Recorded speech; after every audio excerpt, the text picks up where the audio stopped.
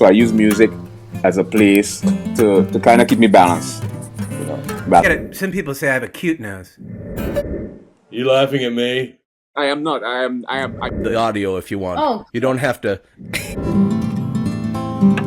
Which is sort of subjective and empirical analysis. You can make without any sort of foreknowledge. Impulsivity and intuition are often So it's detectable.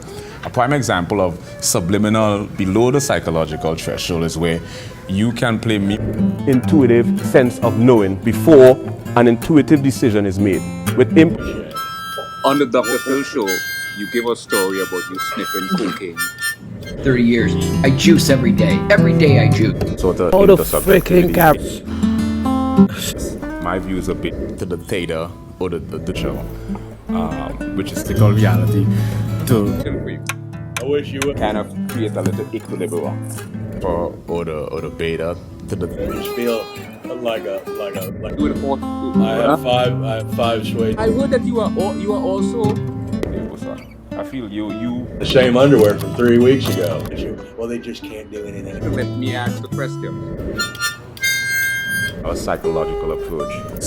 5 irony. You remember you have animism implement us.